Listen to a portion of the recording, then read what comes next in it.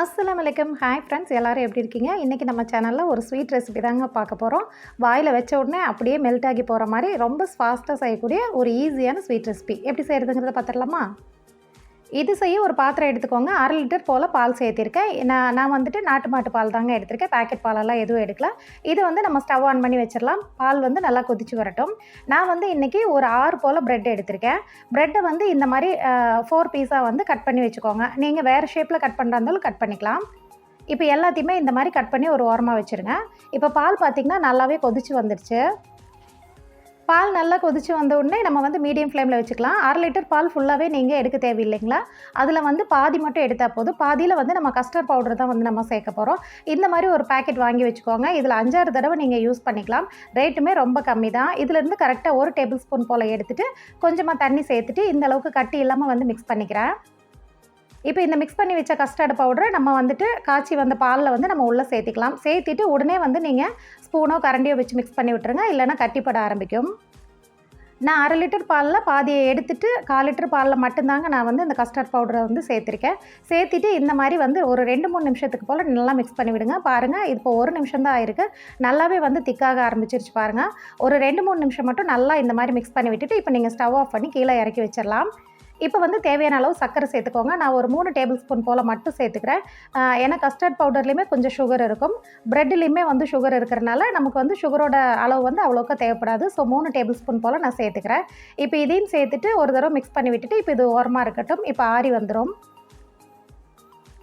இந்த பால் வந்து ஆறி வரும்போது உங்களுக்கு இன்னுமே நல்லா திக்காகி வரும் பாருங்கள். இப்போ இது ஓரமாக இருக்கட்டும். இப்போ நம்ம ஒரு பேன் வச்சு ஹீட் பண்ணிக்கலாங்க. 1 டேபிள் ஸ்பூன் போல் பட்டர் சேர்த்துக்கோங்க. உங்களுக்கு பட்டர் விருப்பம்னா நீங்கள் எக்ஸ்ட்ரா கூட சேர்த்துக்கலாம். நான் வந்து 1/2 டேபிள் ஸ்பூன்லேருந்து 1 டேபிள் ஸ்பூன் போல் சேர்த்துருக்கேன். நம்ம கட் பண்ணி வச்சுருக்கிற ப்ரெட் பீசஸை வந்து 1 பை 1 இந்த மாதிரி வந்து சேர்த்துருங்க.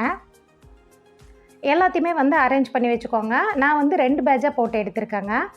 இப்போ ஒரு சைடு வந்துட்டு ஓரளவுக்கு நல்லா ஃப்ரை ஆகி வரட்டும். ரொம்ப ஃப்ரை ஆகி கிறிஸ்பி ஆகணும் அப்படிங்கிற அவசியம் இல்லை. ஓரளவுக்கு லைட்டாக ஃப்ரை ஆகி வந்தோடனே மேலேயுமே கொஞ்சமாக பட்டர் அப்ளை பண்ணிவிட்டு இதை வந்து நான் திருப்பி போட்டுக்கிறேன். பாருங்கள், இந்த அளவுக்கு லைட்டாக கிறிஸ்பியாக வந்தாலே போதுங்க. ரொம்ப வந்து ஃப்ரை ஆகி வர வேண்டாம். அப்போ வந்து பால் ரொம்பவே இழுத்துக்கும். இப்போ 2 சைடுமே வந்து பார்த்திங்கன்னா நல்லாவே வந்து ரோஸ்ட் பண்ணி எடுத்தாச்சு. இதேமாதிரி பேலன்ஸ் இருக்கிற எல்லா ப்ரெட்டையுமே வந்து நான் ரோஸ்ட் பண்ணி எடுத்துட்டேன். இப்போ இதை அரேஞ்ச் பண்ணுறதுக்கு ஒரு பிளேட்டோ இல்லை ஒரு பவுலோ நீங்கள் எதில் சர்வ் பண்ணுறீங்களோ அதிலே வந்து நீங்கள் இந்த மாதிரி அரேஞ்ச் பண்ணிக்கலாம். இப்படி தான் அரேஞ்ச் பண்ணும் அப்படியெல்லாம் இல்லைங்க. நீங்கள் எந்த அளவுக்கு வைக்கிறீங்களோ அந்த மாதிரி நீங்கள் வச்சுக்கலாம்.